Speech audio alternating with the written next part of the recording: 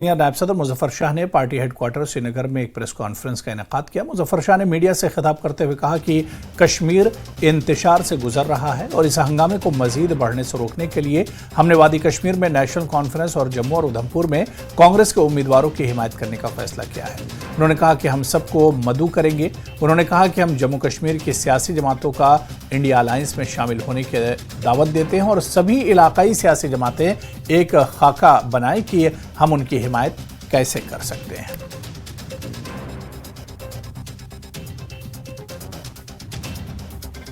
India alliance के जो candidates हैं, नेशनल कॉन्फ्रेंस के 3 और अपने लद्दाख के जो जॉइंट कैंडिडेट हैं वहां से कांग्रेस और नेशनल कॉन्फ्रेंस के, उसके पहले जो जम्मू के 2 थे कांग्रेस के, हमारी तरफ से एएनसी की तरफ से जम्मू में भी भरपूर काम हुआ और यहां पर अब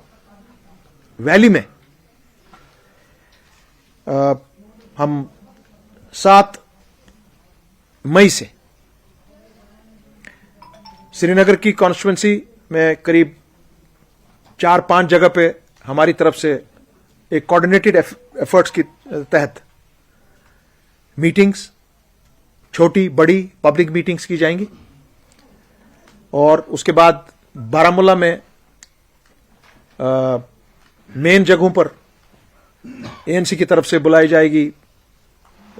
मीटिंग्स और पब्लिक मीटिंग्स भी, और उसके बाद आपके अनंतनाग के लिए वहां पर भी करीब 3-4 जगहों पर एक कोऑर्डिनेटेड एफर्ट्स के तहत, और जो पहला हमारा प्रोग्राम होगा वो 7th को होगा और वो एक पब्लिक मीटिंग होगी एएनसी की तरफ से, और उसमें तमाम जो यहां पे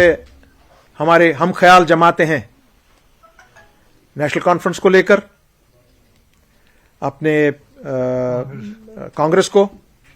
अपने जेके पीएम वाले और हमारे सीपीएम, उनको बाज़ाब्ता तौर तहरीरी दावत दी जाएगी कि वो इन मीटिंग्स में अपनी शमूलियत करें। और हमारा मुद्दा और मकसद यही है कि हम वोटों की भारी अक्सरियत से इंडिया अलायंस के नेशनल कॉन्फ्रेंस के 3 कैंडिडेट्स यहां से और लद्दाख और करगिल में जो अलायंस के कैंडिडेट हैं उनको भारी अक्सरियत से कामयाब किया। श्रीनगर के